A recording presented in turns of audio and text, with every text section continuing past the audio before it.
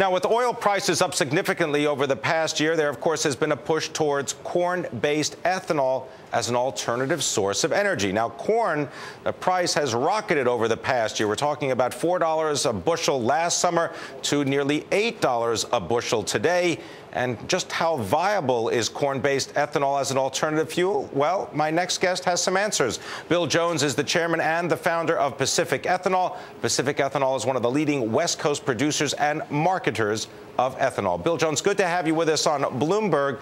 Can you explain a little bit about the ethanol market right now? Because it's a little bit confusing when you pull up to the pump. You're not necessarily sure exactly what mixture of gasoline and ethanol you can get. Certainly, Pimm. Well, right now in the western states, most all the fuel has 10% ethanol in it. Sometimes in the Midwest, and we now have pumps, a few in Sacramento, where you have 85% ethanol, and many of the new flex fuel cars can go either way. It's about $1 cheaper.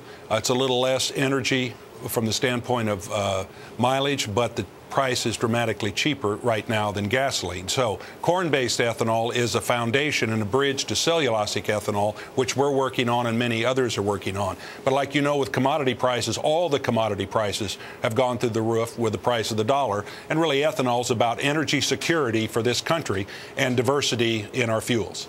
Can you explain to people what a renewable fuel standard is and why that's important for people to understand if they are looking to invest in alternative fuels? Because this is about the government's role in energy. Well, diversification, Pimm, of fuels is important. Obviously, we're all aware that 50+% of our fuel that we now get out of oil comes from overseas.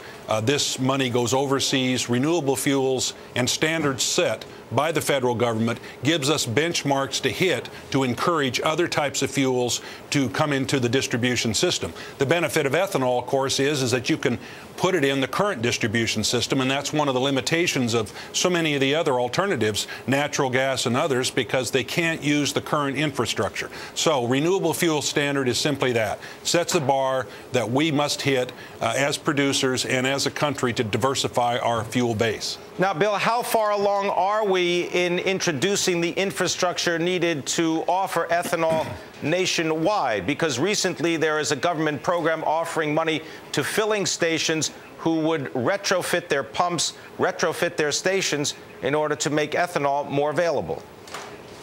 We have many stations now starting to develop in California. We're in the Midwest where ethanol began. There's quite a few more. Yes, there is a program.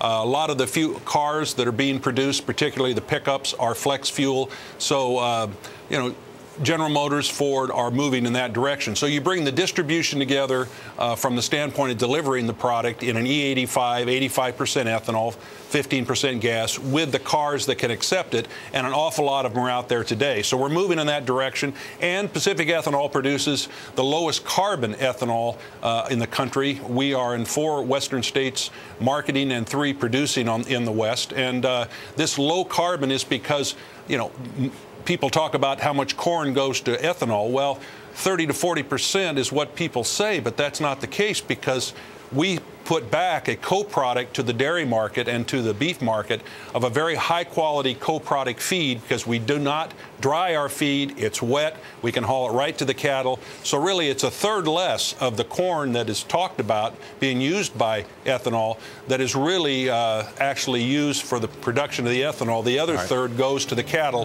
which is where the corn goes in the first place. We've got to leave it there. Thank you very much, Bill Jones, Chief Executive, Pacific Ethanol.